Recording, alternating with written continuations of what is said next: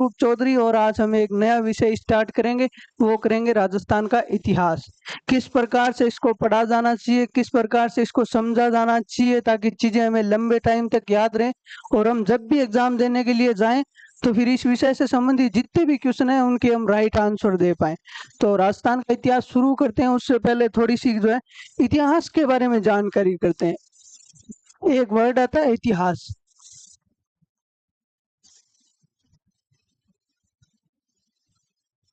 कहा किसे जाता है इतिहास?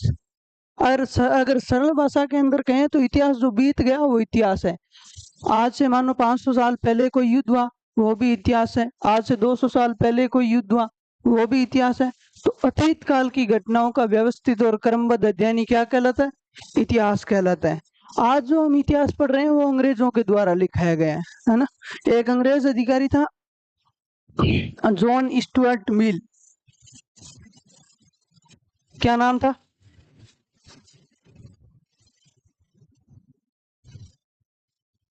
John Stuart Mill.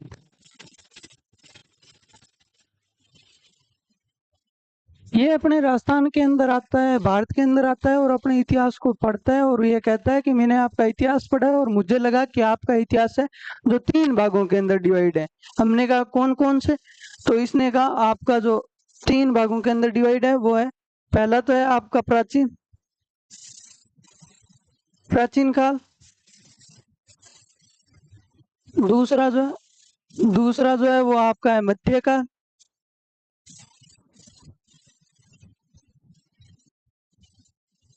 और तीसरा जो है वो है आपका आधुनिक काल।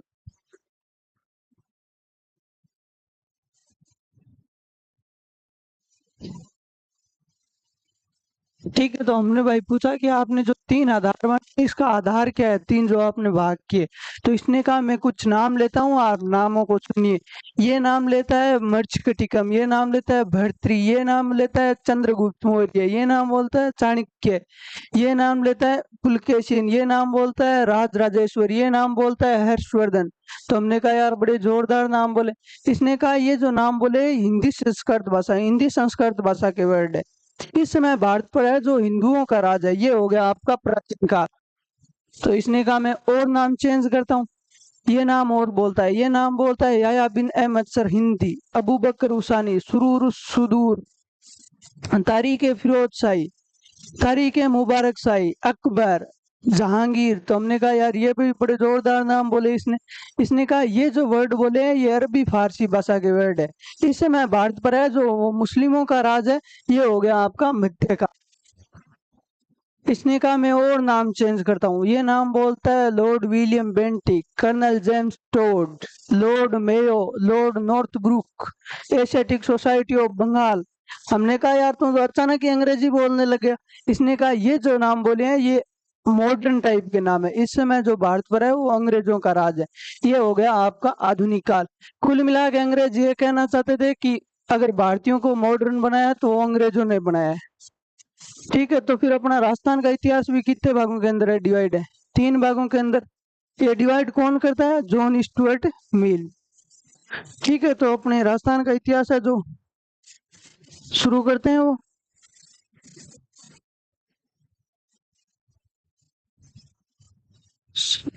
शुरू करते हैं राजस्थान का इतिहास।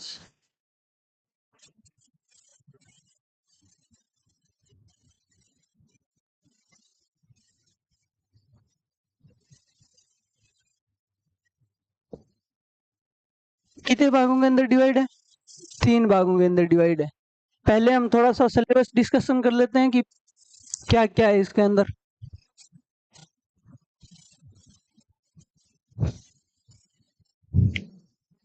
तो देखो पहला जो इसका काल है वो है अपना प्राचीन काल।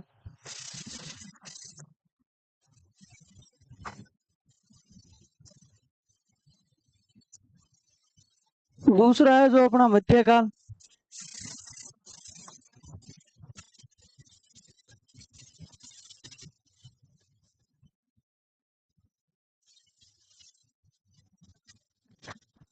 और तीसरा जो है वो है अपना आधुनिक काल।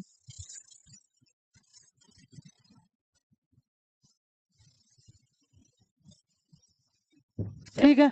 तो प्राचीन काल के अंदर हम क्या क्या चीजें पढ़ेंगे? प्राचीन काल के अंदर हम सबसे पहले तो सभ्यताएं देखेंगे।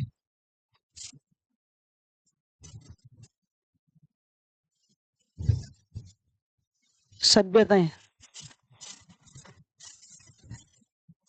जैसे बागोर हो गई, आहड़ हो गई,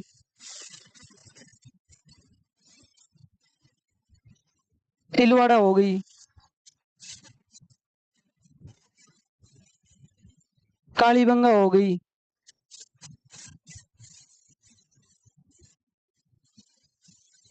ये सारी सभ्यताएं, गणेश्वर, ये सारी सभ्यताएं देखेंगे। ये सभ्यताएं भी हम अगर कालक्रम के अनुसार देखेंगे कि कौन सी पाषाण काल से संबंधित है, कौन सी ताम्र पाषाण काल से संबंधित है, कौन सी जो है कांस्य युग से संबंधित है, कौन सी लौह युग से संबंधित है, ये सारी चीजें देखेंगे ना।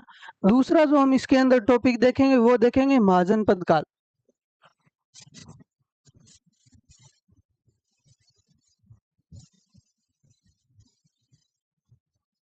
महाजनपद काल, भारत के अंदर 16 बड़े महाजनपद थे, जिसमें मगध सबसे शक्तिशाली था। और राजस्थान के अंदर जो अपने तीन बड़े महाजनपद थे, एक तो मत्स्य महाजनपद था, एक सूरसेन महाजनपद था, और एक जो अपना कुरु महाजनपद था। और 6 छोटे जनपद थे, वो देखेंगे। फिर जो है हम इसके अंदर फिर जो है हम इसके अंदर देखेंगे मौर्य काल देखेंगे। मौर्य काल के अंदर जो है अपना विराट प्रमुख सेंटर था, वो देखेंगे। फिर जो है हम मौर्योत्तर काल देखेंगे।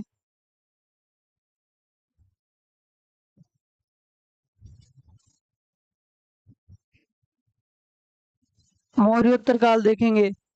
मौर्योत्तर काल के अंदर अपने 2 सेंटर थे, एक भरतपुर के अंदर जगह पड़ती है नौ, और एक हनुमानगढ़ के अंदर जगह पड़ती है छह, वो देखेंगे। फिर जो हम अगला टॉपिक देखेंगे वो देखेंगे अपना गुप्त काल, गुप्ता एरा।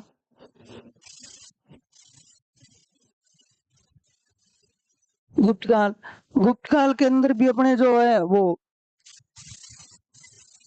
गुप्त काल देखेंगे। फिर हम गुप्त काल के अंदर जो बयाना प्रमुख के अंदर था, उसके अलावा जो 4 चुमाकोटा के अंदर जगह पड़ती है, एक बारडोली जगह पड़ती है चित्तौड़गढ़ के अंदर, ये सारे सेंटर थे। इसके बाद में जो है हम देखेंगे गुप्तोत्तर काल देखेंगे।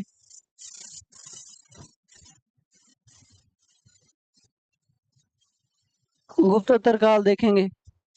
गुप्तोत्तर काल के अंदर जो है अपना भीनमाल जालोर के अंदर जगह पड़ती है, वह प्रमुख सेंटर था। इसके अलावा भी था एक चित्तौड़गढ़ के अंदर जगह पड़ती है मानसरोवर, वो था। एक अपने कोटा के अंदर जगह पड़ती है कणसवा, वो था। और एक अपने जोलवर के अंदर जगह पड़ती है राजौरगढ़, वो था। फिर जो हम अगला टॉपिक देखेंगे वो देखेंगे शैल चित्र।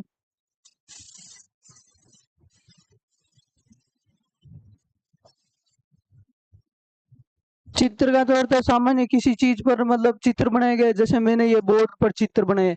सेल, सेल का अर्थ होता है चट्टान, चट्टानों के ऊपर चित्र बनाए गए हैं, वो चित्र शैल चित्र है ना।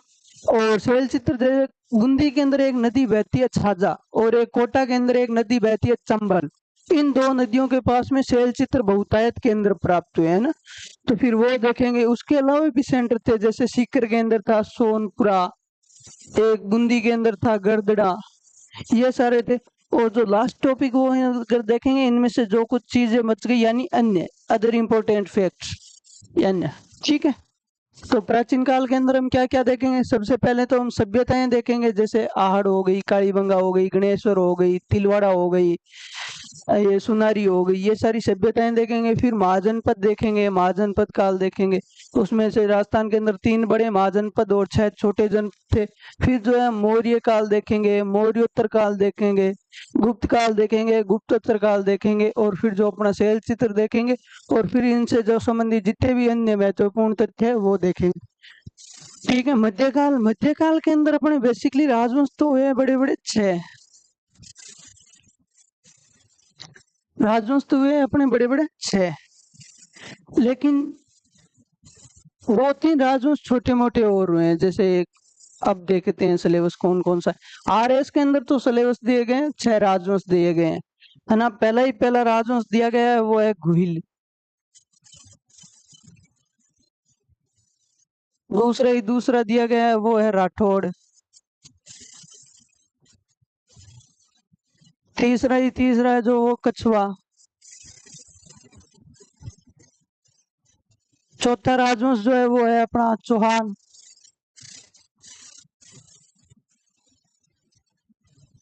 पांचवा राजवंश जो है वो है अपना परमार। छठा राजवंश है जो है अपना प्रतिहार। और सातवां राजवंश है जो भरतपुर के अंदर था अपना जाट राजवंश, जाट। और आठवां जो अपना एक राजवंश था यदु राजवंश। और इस यदु राजवंश की अपने दो शाखाएं थी। एक तो जो इसके अंदर शाखाएं थी वो थी बाटी, ये तो अपनी थी जैसलमेर के अंदर। और एक इस राजवंश की शाखा थी जादौन, ये थी करौली के अंदर। इनमें भी हम क्या पढ़ेंगे, इनके अंदर हम इनकी व्यवस्थाएं देखेंगे। जैसे मतलब कौन कौन सी व्यवस्थाएं,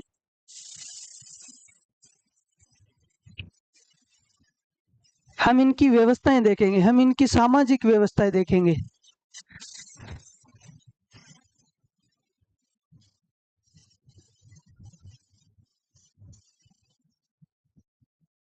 हम इनकी राजनीतिक व्यवस्थाएं देखेंगे।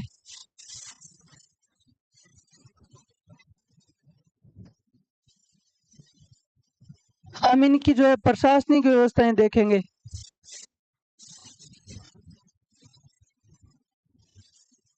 हम इनकी आर्थिक व्यवस्थाएं देखेंगे। हम जो है इनकी सांस्कृतिक व्यवस्थाएं देखेंगे। ठीक है। सामाजिक के अंदर तो कि समाज कैसा था उस समय। ठीक है। राजनीति के अंदर किस राजा ने कौन से युद्ध लड़े, किस राजा का साम्राज्य कहाँ तक था, किस राजा के साथ संधि हुई, ये सारे देखेंगे। प्रशासनिक के अंदर राजा के पास में कौन कौन से अधिकारी थे, राजा का न्याय व्यवस्था कैसा था, ये देखेंगे। आर्थिक के अंदर तो राजा कौन कौन से कर लिया करते थे, राजा के आय का स्रोत क्या था, ये सारी चीजें देखेंगे।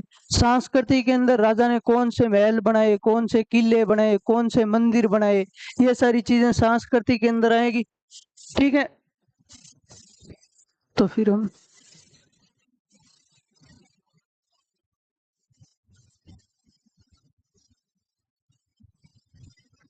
अपना है आधुनिक काल।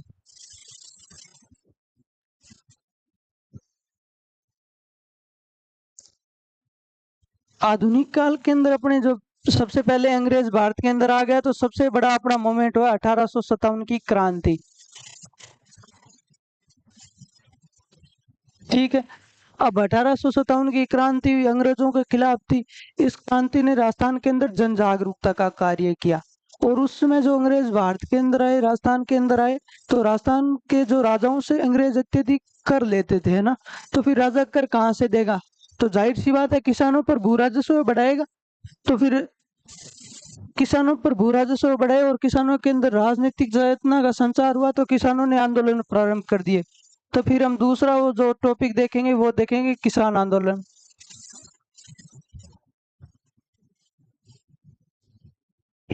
अब किसान आंदोलन देखेंगे। किसान आंदोलनों के साथ भी अंग्रेजों ने जनजातियों के अंदर भी हस्तक्षेप किया, तो जनजातीय आंदोलन भी प्रारंभ हो गए। तो फिर हम देखेंगे जनजातीय आंदोलन।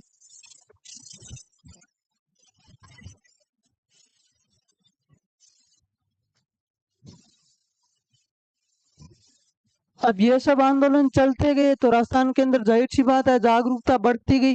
तो अब जनता ने कहा अब हमें राजतंत्र के स्थान पर जनतंत्र चाहिए, यानी हमें लोकतंत्र चाहिए, एक उत्तरदायी शासन की स्थापना करो हमारे लिए। तो फिर जो अब वापस जनता ने स्टार्ट किए प्रजामंडल आंदोलन, वो देखेंगे अपने।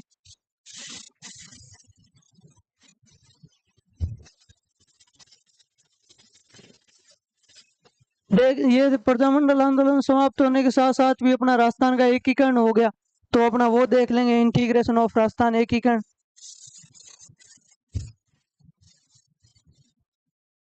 अब ये सब चीजें चलती रही तो इनके साथ में ही बहुत सारे संगठन स्थापित हुए, जिन्होंने मतलब कोई सामाजिक थे, जिन्होंने कहीं राजनीतिक चेतना का काम किया, कोई सामाजिक थे। तो फिर हम जो देखेंगे political and social organisation of Rajasthan, Rajasthan के सामाजिक राजनीतिक संगठन, ये देखेंगे जिन्होंने राजस्थान के अंदर क्या किया था, जन जागरूकता का कार्य किया था। ठीक है, फिर एक जो अपना टॉपिक आएगा वो आएगा प्रमुख स्वतंत्रता सेनानी, मेजर फ्रीडम फाइटर्स, वो देखेंगे।